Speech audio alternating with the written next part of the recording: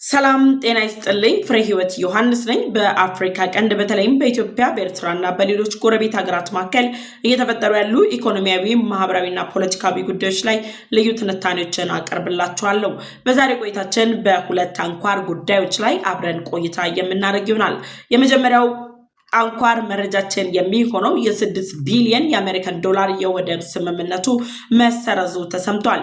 የወደብ ስምምነቱን የሰረዘችው ሀገር የትኛዋ ነች? ከዚህ ወደብ ስምምነት መሰረዝ ጋር ተያይዞ ደግሞ የሚነሱ ሀሳቦች የትኞቹ ናቸው የሚለውን ጨምሮ የዚህ ወደብ ስምምነት መፍረስ ለኢትዮጵያ ያለው አሉታዊና አዎንታዊ የሆኑ ጠቀሜታዎችን በተመለከተ ዝርዝር ሀሳቦችን ይዤላችሁ ቀርቤያለሁ። ሁለተኛው አጀንዳችን በዓለማችን ላይ የሚገኙ የተለያዩ ሀያላን ሀገራት የጦር ቤዛቸውን የገነቡባት ሀገር ጅቡቲ ከአሜሪካ ጋር አጣብቂኝ ውስጥ ሊያስገባት የሚችል እንዲሁም ደግሞ አሜሪካ በጅቡቲ ላይ ውሳኔን ለማሳለፍ የሚያስችላት አዲስ እንቅስቃሴ መጀመሯ እየተነገረም ይገኛል። የአሜሪካ መንግስት በጅቡቲ ላይ ለማሳረፍ የጀመረው እንቅስቃሴ ምንድን ነው የሚለውን ጨምሮ የጅቡቲ መንግስት አሁን ላይ እያደረገ ባለው እንቅስቃሴ በአሜሪካ እንዲሁም ደግሞ በቻይና መካከል የፈጠረውን ፉክክር በተመለከተ የተለያዩ መረጃዎች እየወጡ ይገኛሉ። በዚህ ጉዳይ ላይ ሀሳብ አስተያየቶችን አጠናክሬላችሁም ቀርቤያለሁ። የጅቡቲው ፕሬዝዳንት ኦማር ጊሌ በአፍሪካ ቀንድ ላይ እንግዲህ ስትራቴጂካዊ የሆነ አጋርነታቸውን በማስጠበቅ ጅቡቲን በመሪነት ለማስቀጠል በሚያደርጉት ጥረት ላይም ያልታሰበ ተቃውሞም ገጥሟቸዋል። የጅቡቲው ፕሬዝዳንት ኦማር ጊሌ ላይ ተቃውሞውን ያቀረበው አካል ማን ነው የሚለውን ጨምሮ በጅቡቲ ያሉ አሁናዊ ሁኔታዎችን በተመለከተ ሰፋ ያሉ ሀሳቦችን ይዤላችሁ ቀርቤያለሁ። ለዩቲዩብ ቻናሌ አዲስ ከሆናችሁ አሁኑኑ የደውል ምልክቷን ተጭናችሁ ቻናሌን ሰብስክራይብ፣ ቪዲዮን ላይክ በማድረግ ቤተሰብ እንድትሆኑ ጋበዝኳችሁ። ቻናሌን ሰብስክራይብ፣ ቪዲዮን ላይክ ካደረጋችሁ በኋላ ደግሞ ለወዳጅ ዘመዶቻችሁ እንድታጋሩ እጋብዛችኋለሁ። ወደ ቀዳሚው መረጃም ተሻገርኩኝ። አብራችን ቆዩ። የመጀመሪያው ቀዳሚ አጀንዳችን የሚሆነው የ6 ቢሊዮኑ የወደብ ስምምነት መፍረሱ ተሰምቷል። የወደብ ስምምነቱን ያፈረሰችው ሀገር ደግሞ ሱዳን ነች። በእርስ በርስ ጦርነት እየታመሰች ያለችው ሱዳን የአንደኛውን ክንፍ የሚመሩት በጀነራል አልቡራን የሚመራው መንግስት እንግዲህ ከተባበሩት አረብ ኤምሬት ጋር ደርሶበት የነበረውን የ6 ቢሊዮን የወደብ ስምምነት በማፍረስ ይህንን የወደብ ስምምነት ከሳውዲ አረቢያና ከኳታር ጋር ለማስቀጠል የሚያስችሉ መግባባቶች ላይ እየተደረሰ መሆኑን ይፋ አድርጓል። በነገራችን ላይ ሱዳን፣ ሶማሊያ፣ ግብጽ እንዲሁም ደግሞ ጅቡቲን ጨምሮ የተባበሩት አረብ ኤምሬት አሁን ላይ ባለው አጠቃላይ እንቅስቃሴ ከጨዋታ ውጪ በማድረግ የኢትዮጵያ ድጋፏን ለማስተጓጎል እንዲሁም ደግሞ የተባበሩት አረብ ኤምሬት በቀጠናው ላይ ያላትን ብልጫ አጠናክራ እንዳትቀጥል የተለያዩ ውሳኔዎችን እያሳለፉ ይገኛሉ። ከነዚህ ውሳኔዎች መካከል በግንባር ቀደምትነት እንግዲህ ተጠቃሽ የሆነው የሱዳኑ መንግስት እንግዲህ ከተባበሩት አረብ ኤምሬት ጋር ደርሶበት የነበረው የ6 ቢሊዮን የአሜሪካን ዶላር የወደብ ስምምነትን አሁን ላይ ማፍረሱን ይፋ አድርጓል። በሱዳን በቀጠለው የእርስ በርስ ጦርነት ላይ የፈጥኖ ደራሽ ኃይሉን የጦር መሳሪያዎችን በማስታጠቅ እንዲሁም ደግሞ ፈጥኖ ደራሽ ኃይሉ በመንግስትነት ሱዳንን እንዲረከብ የኃይል እርምጃ እንዲወስድ ኃይሉን እያደራጀች እንደምትገኝ በተደጋጋሚ ክስ የሚቀርብባት የተባበሩት አረብ ኤምሬት በሁለቱ ኃይሎች መካከል ጦርነት በይፋ ከመጀመሩ አስቀድሞ ከሱዳን ጋር የጠበቀ ግንኙነት ያላት የሱዳን መንግስትን ወደቦችን ለማልማት የተለያዩ እንቅስቃሴዎችን የምታደርግ አጋር እንደነበረች ጭምር ይታወቃል። ታዲያ አሁን ላይ በቀጠለው የሱዳን የእርስ በርስ ጦርነት ላይ የጀነራል አልቡራን ጦር ባለፉት 3 ዓመታት የገባበትን ጦርነት እንደጠበቀው ባለመሆኑ ምክንያት ፈጥኖ ደራሽ ኃይሉ በጀነራል አልቡራን ግዛቶች ላይ ያደረሳቸው ያሉ ጥቃቶች፣ እየፈጸማቸው ያሉ ውድመቶች እንዲሁም ደግሞ እየወሰደው ያለው የጦር ብልጫ ጀርባ ላይ የተባበሩት አረብ ኤምሬት የምታደርገው የጦር መሳሪያ ድጋፍ፣ የተባበሩት አረብ ኤምሬት የምታደርጋቸው የተለያዩ አይነት ቀጥተኛና ቀጥተኛ ያልሆኑ ድጋፎች መነሻ በማድረግ እንግዲህ ሱዳን ከተባበሩት አረብ ኤምሬት ላይ አሁን ላይ ያላትን ወይም ደግሞ የደረሰችበትን የሁለትዮሽ ስምምነት ለማፍረስ የሚያስችሉ እንቅስቃሴዎችን በመጀመር የወደብ ልማቱን የተባበሩት አረብ ኤምሬት ለቃ እንድትወጣ ማድረጋቸው ተሰምቷል።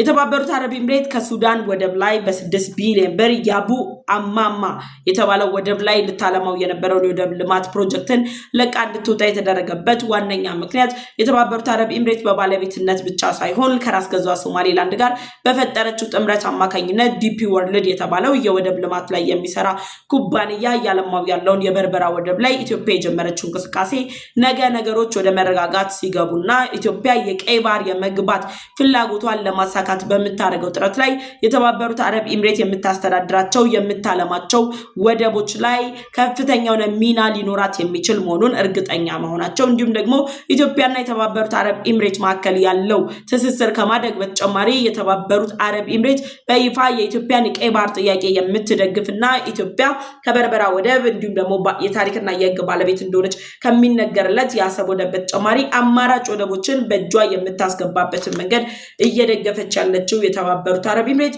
የሱዳኑን አቦ አማማ የወደብ ፕሮጀክትን የምታንቀሳቀስ ከሆነ ለኢትዮጵያ እድል ትሰጣታለች የሚል ስጋት ያደረባቸው እንግዲህ የጀነራል አልቡራን ባለስልጣናት አሁን ላይ ከተባበሩት አረብ ኤምሬት ጋር የደረሱበትን የወደብ ስምምነት ማቋረጥ ጀምረዋል ወይም ደግሞ አቋርጠውታል።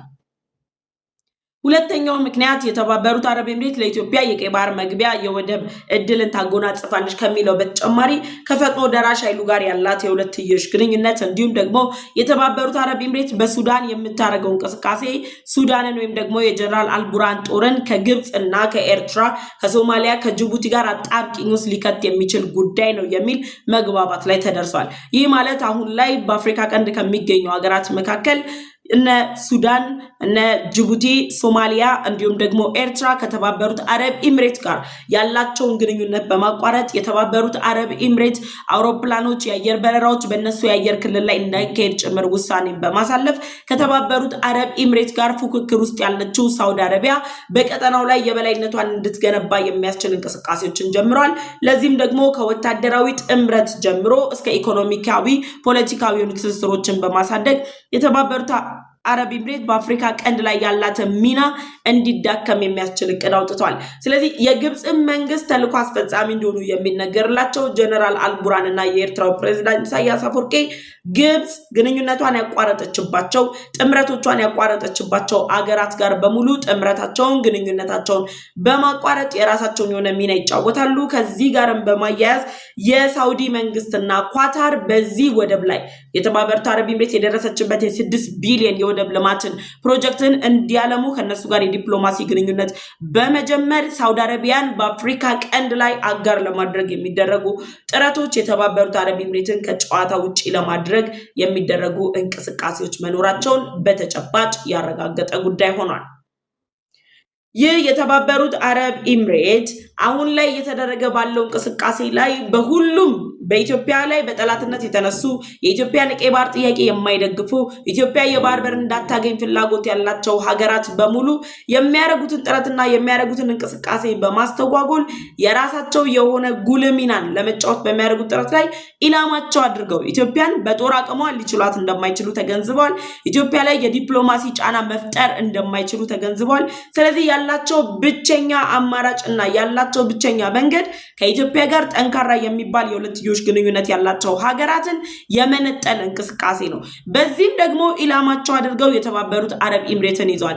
አሜሪካን በዚህ መንገድ ላይ ለማሰለፍ የተደረጉ ከፍተኛ ጥረቶች አሜሪካ ስትራቴጂካዊ አጋሯ የቀይ ባህር አጋር የየመኑ ሁቲን ጨምሮ ሌሎች አማጽያንን ለመከላከል የሚያስችል አቅም የገነባች ሽብር ቡድን ላይ የማይናወጥ አቋም ያላት ሀገር ኢትዮጵያ መሆኗን የአሜሪካው ፕሬዝዳንት ዶናልድ ትራምፕ የላኳቸው የአፍሪካ እዝ አዛዥ ጀነራል ዳግቪን አንደርሰን አረጋግጠዋል። አሜሪካ ከኢትዮጵያ ጋር በቀይ ባህር ዙሪያ ላይ የምትሰራውን ስራ በሌላ ሀገር ልትተካው የማትችለው መሆኑን የተረዱ እንግዲህ የነዚህ 4-5 ሀገራት ጥምረቶች የተባበሩት አረብ ኤምሬትን ከኢትዮጵያ በመነጠል ብቻ ሳይሆን የተባበሩት አረብ ኤምሬትን ከቀጠና ውጪ በማድረግ የኢትዮጵያን ድጋፍ ለማዳከም ኢትዮጵያ ላይ የኃይል ብተና ስራዎችን ለመስራት የሚያደርጓቸውን እንቅስቃሴዎች አጠናክረው ቀጥለውበታል። ከዚሁ ጋር አያይዘው ከሳውዲና ከኳታር ጋር ደግሞ ያላቸውን የሁለትዮሽ ግንኙነት ማጠናከር ጀምረዋል። ሳውዲና ኳታር ከዚህ በፊት ቀጠናው ላይ ምን አይነት መልክ ነበራቸው፣ ከነማን ጋር ተጣምረው ነበር የሚሉ አተያዮችም እንዲታዩ አድርገዋል። ነገር ግን ምንም እንኳን እነ ሱዳን እነ ግብጽ እነ ኤርትራ እነ ሶማሌ እነ ጅቡቲ ኢትዮጵያ ከሳውዲ ጋር ያላትን ግንኙነት ግምት ውስጥ ሳያስገቡት የተባበሩት አረብ ኤምሬትን ከቀጠና አስወጥተን ሳውዲን ይዘን አሸናፊ እንሆናለን ብለው ቢያስቡም የሳውዲ መንግስት በእነዚህ ሀገራት ላይ ያላቀዳቸው ከ500 ቢሊዮን ዶላር በላይ የሚሆኑ ግዙፍ ሜጋ ፕሮጀክቶች ቁጥራቸው ከ10 የሚበልጡ ሜጋ ፕሮጀክቶችን በኢትዮጵያ ላይ ለማልማት የሚያስችል ስምምነትን ኖቬምበር መጨረሻ አካባቢ ላይ ተደርሷል። እነዚህ ስምምነቶች በኢትዮጵያና በሳውዲ አረቢያ መንግስት መካከል ያለውን የሁለትዮሽ ግንኙነት የሚያሳዩ ናቸው። ሳውዲ አረቢያ አሁን ላይ እያደረገች ባለችው እንቅስቃሴ ከነ ግብጽ፣ ከነ ኤርትራ፣ ከነ ጅቡቲ፣ ከነ ሶማሊያ፣ ከሱዳን ጎን ብትሰለፍም የኢትዮጵያን የቀይ ባህር ጉዞ ግን እስካሁን በይፋ አልተቃወመችም። ምክንያቱም በኢትዮጵያና በሳውዲ አረቢያ መካከል ያለው የሁለትዮሽ የዲፕሎማሲ ግንኙነት ሳውዲ አረቢያ በአፍሪካ ቀንድ ላይ የበላይነቴን አስጠብቃለሁ የበላይነቴን እፈጥራለሁ ብላ ለምታወጣው እቅድ መሰረት ሊሆን የሚችል በመሆኑ ሳውዲ አረቢያና አሜሪካ ያላቸው የሁለትዮሽ ግንኙነት የታወቀ ነው። ጠንካራ የሚባል የሁለትዮሽ ግንኙነት ፈጥረዋል። ትብብሮች ላይ ለመስራትን በጋራ ተመካክረው ከስምምነት ላይ ደርሰዋል። ስለዚህ የአሜሪካ እውነተኛና ሁነኛ አጋር የሆነችው በአፍሪካ ቀንድ የምትገኘው ስትራቴጂካዊቷ ኢትዮጵያን ሳውዲ አረቢያ የምትቃወምበት ምንም አይነት ባክግራውንድ ሊኖር እንደማይችልም ጭምር የተለያዩ ምልክቶች እየወጡ ይገኛሉ። አሁን ላይ የሱዳን መንግስት ከተባበሩት አረብ ኤምሬት ጋር የነበረውን የወደብ ልማት የ6 ቢሊዮን ብር የወደብ ልማት ማቋረጡን ተከትሎ ከሳውዲና ከኳታር ጋር እየደረሰበት ባለው መግባባት ላይ የሚደረጉ መሰረታዊ ነገሮች አሉ። የመጀመሪያው የባቡር መስመር ዝርጋታ። ይህ ደግሞ በሱዳን በነበረው ጦርነት ሱዳን እየወደሙ ያሉ ከተሞቿ እየወደሙ ያሉ መሰረተ ልማቶቿን ዳግም ለመቀስቀስ ዳግም ለማንሰራራት የሚያስችላትን እድል የሚያመጣላት ነው። ይህ ሊሆን የሚችለው ግን የሳውዲ መንግስት ከአሜሪካና ከግብጽ ጋር በጋራ በመጣመር ኳድ የሚል ኃይልን አቋቁመው የሱዳን የእርስ በርስ ጦርነት እንዲቋጭ እያቀረቡት ያለው ጥሪ በአሜሪካና በሳውዲ መንግስት ፍላጎት ማዕቀፍ ውስጥ ሆኖ ጦርነቱ የሚጠናቀቅ ከሆነ ሳውዲ በሱዳን የቀረበላትን ግብዣ ተቀብላ ወደቡን ልታለማ ትችላለች። በዚህ ወደብ ልማት ላይ የፈረሱ መሰረተ ልማቶች ይጠገናሉ። ደን ደግሞ አዲስ የባቡር መስመር ዝርጋታም ይካሄዳል። ልብ ብላችሁ ካያችሁት የተባበሩት አረብ ኤምሬት በራስ ገዟ ሶማሌላንድ ላይ የበርበራ ወደብ ላይ እያደረገች ያለችው የልማት እንቅስቃሴ ከዚህ ፕሮጀክት ጋር ተመሳሳይ ነው። በሶማሌላንድ እና በኢትዮጵያ መካከል ያመጣውን የኢኮኖሚ ትብብር ያመጣውን ለውጥ ያመጣውን እድገት የተረዱ ናቸው የሱዳን ባለስልጣናት። አሁን ላይ በደረሱበት ስምምነት የባቡር መስመር ዝርጋታን ያካተተ የወደብ ስምምነት የወደብ ልማት ስምምነትን የፈጠሩት። ከዚህ በተጨማሪ በሱዳን የእርስ በርስ ጦርነት አማካኝነት የተቀዛቀዘው የወደብ ልማት ዳግም እንዲያንሰራራ የሚያደርግ ስራዎችም ይሰራሉ። ሁለተኛው ነጥባቸው የወደብ ልማት ነው። ሱዳን ካሏት ወደቦች በሙሉ የተሻለ ወደብን በማግኘት በቀጣይ አጠቃላይ የገቢ ወጪ ንግድ እንቅስቃሴ እንዲሁም ደግሞ የሀያላን ሀገራት የኢኮኖሚ መሰረት የሆኑ ወደቦችን መፍጠር የማትችል ከሆነ አሁን ላይ በእርስ በርስ ጦርነቱ ያወደመችው ኢኮኖሚዋ ዳግም የሚያንሰራራበት ዳግም የሚነሳበት ምንም አይነት እድል ሊኖረው አይችልም። ኢኮኖሚዋን ዳግም ለማንሳት አቅሟን ዳግም ለመገንባት ለማሳደግ በምታደርገው ጥረት ላይ የወደብ ልማት ያስፈልጋታል። ጅቡቲ እኮ ከኢትዮጵያ የተሻለ ኢኮኖሚ ኖሯት አይደለም። ጅቡቲ ከኢትዮጵያ የተሻለ የተረጋጋ ሰላም ኖሯት አይደለም። ጅቡቲ በአያላን ሀገራት ተመራጭ እንድትሆን ያደረጋት የወደብ አማራጮች መኖራቸው ነው። አሁን ላይ እየመጡ ያሉ ግን የወደብ ልማቶች በቀጠናው ላይ የወደብ ፉክክርን የሚያጠናክሩ ናቸው። ይሄ ማለት ኢትዮጵያ አሰብ ወደብን በእጇ ስታስገባ የሚጠበቅባት ጠንካራ የሆነ ስራ እንዳለ የሚያሳይ ነው። ለዚህ ደግሞ ሀገራችን ኢትዮጵያ ምን አድርጋለች? ከአቡዳቢው የወደብ ልማት ተቋም ጋር በወደብ ልማት ላይ መስራት የሚያስችሉ ስምምነቶችን ተፈራርማለች። ጀግንነት የሚጠይቀውን ስምምነት አድርገዋለች። ወደብ የላትም፣ የባህር በር የላትም፣ ግን የወደብ ልማትን መፍጠር የወደብ ልማት ላይ መንቀሳቀስ ከሚችል ኩባንያ ጋር የሁለትዮሽ ስምምነት ፈጽማ እንቅስቃሴዎቿን አጠናክራለች። ከዚሁ ጋር ተያይዞ ሶስተኛው ነጥብ የሎጂስቲክስ ስራ ነው። ሱዳንን ከቀሪው የአፍሪካ ሀገር ጋር ከቀሪው ዓለም ጋር የሚያገናኛቸው የወደብ ልማት ላይ የሎጂስቲክስ ስራዎች መሰራት አለባቸው። ሱዳን አሁን ላይ የተባበሩት አረብ ኤምሬት ሱዳንን ከምታለማ ይልቅ ሳውዲና ኳታር ላይ ሄዳ የተለጠፈችው የሱዳኑን መንግስት ጀነራል አልቡራንን የሚደግፉት እነ ግብጽና ኤርትራ ከሳውዲ ጋር ባላቸው ጠንካራ ግንኙነት እንጂ የሳውዲ መንግስት ከተባበሩት አረብ ኤምሬት የተሻለ የመገንባት አቅም ከተባበሩት አረብ ኤምሬት የተሻለ ሀያልነት በአፍሪካ ቀንድ ላይ ፈጥሮ አይደለም። ሳውዲን ወደ ጨዋታው ለማስገባት በሚያደርጉት ጥረት እንደሆነ የሆነው ይሁን የሱዳን ወደቦች ልማት ከተጠናከረ በሱዳን ባለው የእርስ በርስ ጦርነት ላይ ፈጥኖ ደራሽ ኃይሉ አሸናፊ የሚሆን ከሆነ ኢትዮጵያ የሱዳን ወደቦችን የመጠቀም ሙሉ መብቷን ጭምር የምታስከብርበትን እድል የሚያጎናጽፋት ነው። ስለዚህ የሱዳን መንግስት የተባበሩት አረብ ኤሚሬትን ኢትዮጵያ ላይ ጫና ለመፍጠር ኢትዮጵያ በአባይ ውሃ የወሰደችባቸውን ብልጫ በቀይ ባህር ላይ እየወሰደች ያለችውን እንቅስቃሴና እርምጃ ደግሞ በሱዳን በኩል ባለው ድንበር ተጠቅማ ግብጽ ኢትዮጵያ ላይ ጥቃት ፈጽማለሁ ስትል ሱዳን ህዳሴ ግድቡ ላይ ጥቃት ፈጽማለሁ ሲሉ ኢትዮጵያ እያደረገች ያለችው የመከላከል ስራና ድንበሯን እንዳይረግጡ ማድረጓን ልናሸንፍ የምንችለው አጋሯን ከቀጠና ውጪ በማድረግ ነው። በዚህ መንገድ የኢትዮጵያን ጦር ልናዳክም እንችላለን የሚል እቅድ ነው ያቀዱት። የኢትዮጵያ ጦር የተባበሩት አረብ ኤሚሬት ኖረችም አልኖረችም ከተባበሩት አረብ ኤሚሬት ጋር አጋርነታችን ኖረም አልኖረም ጠንካራ የጦር አቅም የመገንባቱን እንቅስቃሴ ኢትዮጵያ አጠናክራ ትቀጥላለች። አሁን ላይ ባለው ሁኔታም ደግሞ በአፍሪካ ቀንድ ከሚገኙ ሀገራት ጠንካራ የጦር አቅም ያላት ሀገር ኢትዮጵያ ነች። የጦር አቅም ማጠናከሯ ደግሞ ከሀያላኑ ሀገራት ትኩረት እንድታገኝ አድርጓታል። ሀያላኑ ሀገራት ለኢትዮጵያ የሰጡትን ትኩረት ያረጋገጡበት መንገድ ደግሞ ለሱዳን፣ ለኤርትራ፣ ለግብጽ፣ ለሶማሊያና ለጅቡቲ ራስ ምታት ሆኗል። ያጠናከሩበት መንገድ ኢትዮጵያ ወደ ቀይ ባህር መግባት አለባት። የባህር በርና ወደብ ለኢትዮጵያ ህዝብ የጂኦግራፊ ጥያቄ አይደለም። ፖፑሌሽን ላይ መሰረት ያደረገ 130 ሚሊዮን ህዝብ ቁጥሩ ስለሰፋ የባህር በር ያስፈልገዋል አይደለም የተባለው። ኢትዮጵያ ስትራቴጂካዊ አጋር ስለሆነች የዓለም ቁልፍ ስለሆነች ዓለም ላይ ለሚፈጠረው የፖለቲካ የኢኮኖሚ ሁሉም ቀውሶች ሁነኛ መፍትሄ ስለሆነች ኢትዮጵያን ወደ ቀይ ባህር ማስጠጋቱ አስፈላጊ እንደሆነ ጭምር የተረዱ ሀያላን ሀገራት ናቸው ላይ ከኢትዮጵያ ጋር ለመጣመር እየተንቀሳቀሱ የሚገኙት።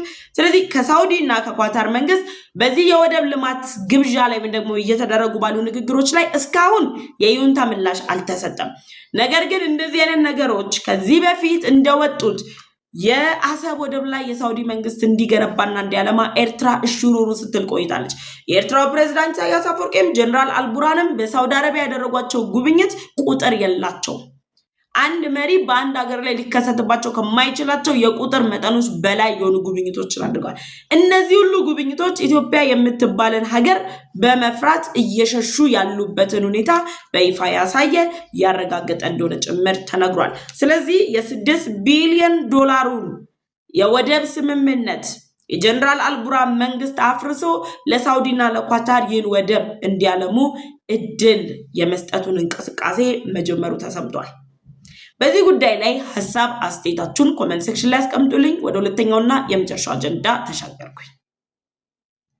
ሁለተኛው አጀንዳችን የኢትዮጵያ ጎረቤት ሀገር የሆነችው እንዲሁም ደግሞ የኢትዮጵያን የቀይ ባህር ጥያቄ መጀመሪያ ሲነሳ ስትደግፍ የነበረችው ጅቡቲ አሁን ላይ ኢትዮጵያ ወደ ቀይ ባህር የምትገባ ከሆነ ሊጋረጥባት የሚችለው የኢኮኖሚ የፖለቲካ ጠቀሜታ ማጣትን ስትራቴጂካዊ አጋርነት ማጣትን መነሻ በማድረግ የኢትዮጵያን የቀይ ባህር ጥያቄ በመቃወም ኢትዮጵያን ወደ ቀይ ባህር እንዳትገባ ከሚንቀሳቀሱ ሀገራት ጋር በጋራ ለመስራት የሚያስችል ስምምነቶችን ፈጽማለች።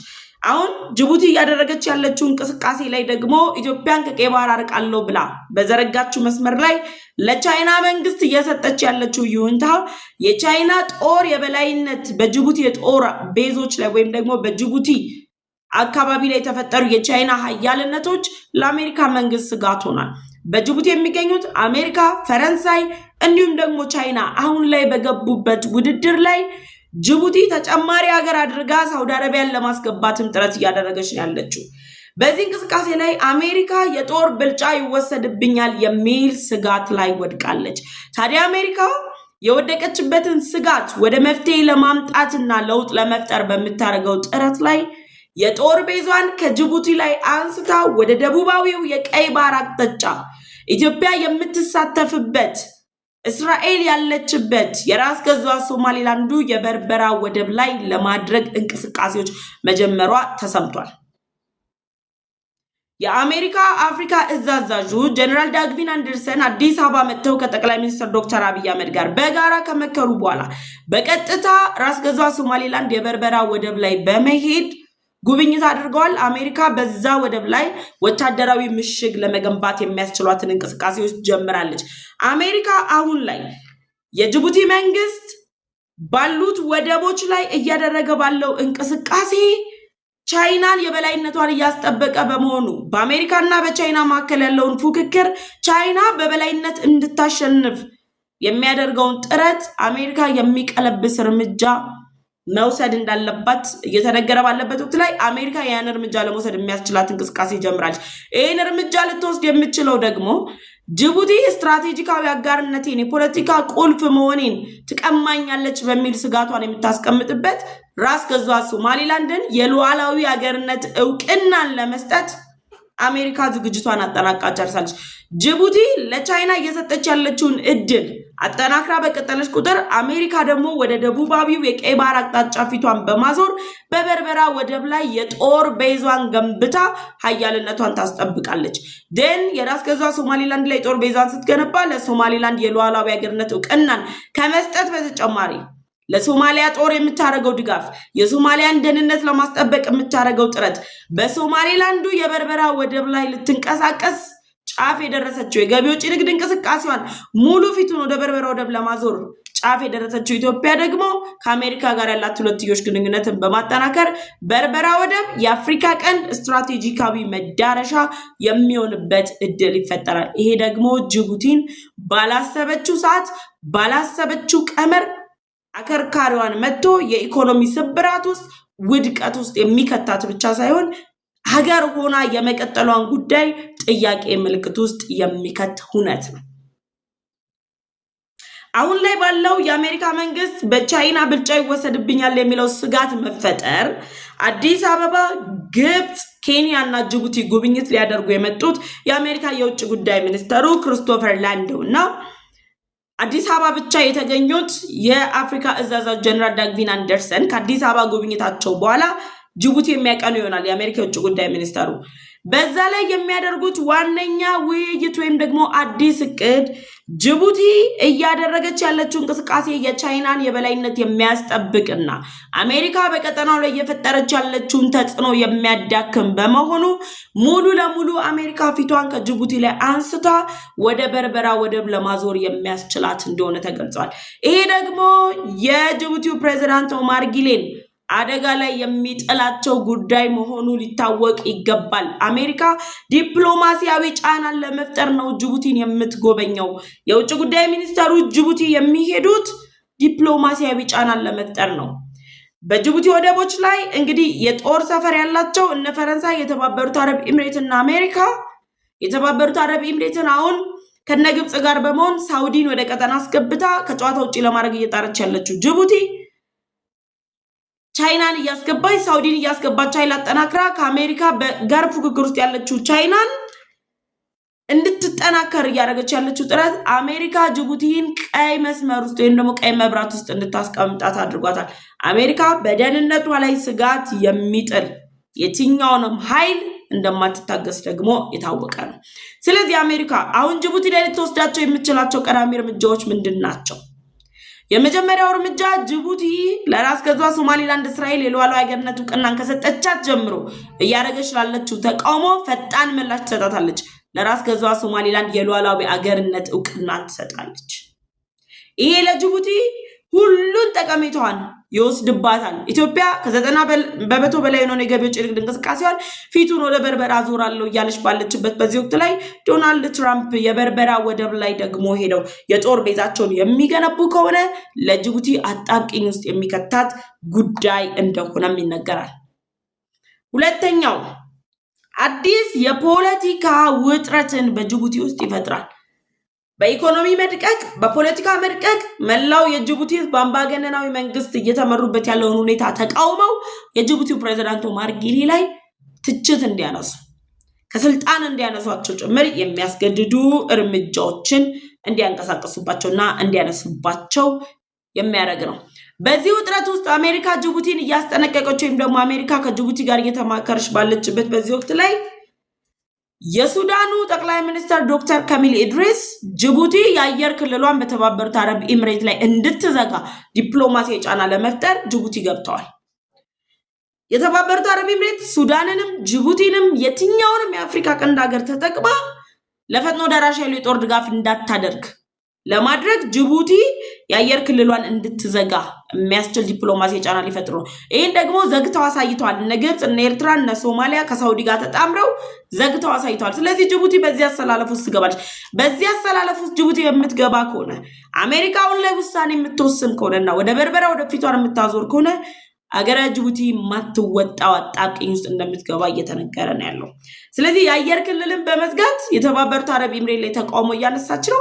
ቻይናን በቀጠናው ላይ የራሷ ጉልህ ሚና እንድትጫወት እየጋበዘች ነው ያለችው። ስለዚህ ኦቨርኦል ዞራ ዞራ የአሜሪካን አያልነት እየተገዳደረች ነው ያለችው። ጅቡቲ መውደቂያዋ ቅርብ ነው። ይሄ የሆነ ባለበት በዚህ ወቅት ላይ ደግሞ በ2026 የምርጫ ዘመን ሀገራዊ ምርጫ የምታደርገው ጅቡቲ ፕሬዚዳንት ኦማር ጊሌ ከተፎካካሪያቸው ፕሬዚዳንት እጩ አሌክሲስ ከባድ የተባለ እንትን ደርሶባቸዋል፣ ተቃውሞ ደርሶባቸዋል። ተቃውሞ ከአሜሪካ ፍላጎት ጋር የሚያያዝ ነው። የፕሬዚዳንታዊ እጩ አሌክሲስ ይህንን ተቃውሞውን ላይ ያነሱበት ምክንያት ምንድን ነው ካለን አሜሪካ በርበራ ወደብ ላይ ያላት ኢንተረስት ይታወቃል። ስለዚህ ምን አሉ?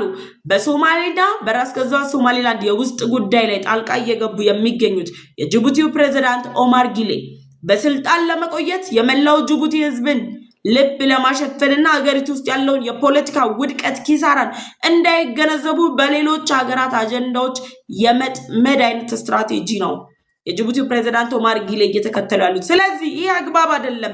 ሶማሊያና ራስ ገዟ ሶማሌላንድ የራሳቸውን ጉዳይ በራሳቸው ሊፈቱ ይገባል ብለዋል። ስለዚህ እኚህ እጩ በቀጣይ ፕሬዚዳንት ሆነው የመመረጥ እድላቸው ገና በዚህ ሀሳባቸው ብቻ ሚዛን አንስቷል። ለምን? የጅቡቲ ህዝብ፣ የጅቡቲ አፋሮች የጅቡቲ ፕሬዚዳንት ኦማር ጊሌ ዲሞክራሲያዊ ሳይሆኑ አምባገነናዊ መሪ ናቸው። ያክስታቸውን ልጅ፣ ያጎታቸውን ልጅ፣ የልጃቸውን ሚስት ምናምን ስልጣን ላይ ሾሞ ቤተሰባዊ አስተዳደርን የፈጠሩ ናቸው። የፖለቲካ ተሳትፎ የለንም፣ መሳተፍ አለብን፣ ኢኮኖሚያችን ማደግ አለበት። ኢኮኖሚያችንን ለማደግ ደግሞ አጋር ያደረግናቸውን ሀገራት ጅቡቲ እያስቀየመችን ያለችው እና ኢትዮጵያን እና አሜሪካን።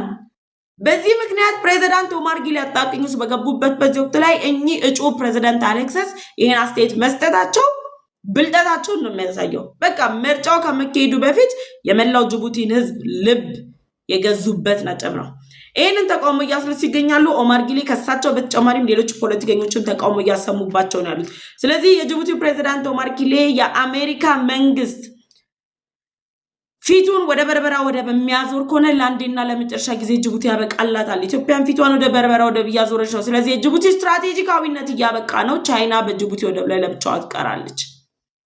ስለዚህ የጅቡቲው ፕሬዚዳንት ኦማር ጊሌ አሁን ላይ የኢትዮጵያን ጠላት ሀገሮች አጀንዳ ከማራመድ ይልቅ የራሳቸውን የውስጥ ጉዳይ ላይ ማተኮር ምርጫ የሌለው ጉዳይ መሆኑን መረዳት ያለባቸው ላይ እንደደረሱ ጭምር እየተገለጸ ይገኛል። በዚህ ጉዳይ ላይ ሀሳብ አስተያየታችሁን ኮሜንት ሴክሽን ላይ አስቀምጡልኝ። አብራችሁን ስለቆያችሁ እጅግ አድርጌ አመሰግናለሁ። እኔ ፍሬ ህይወት ዮሐንስ ነበርኩኝ።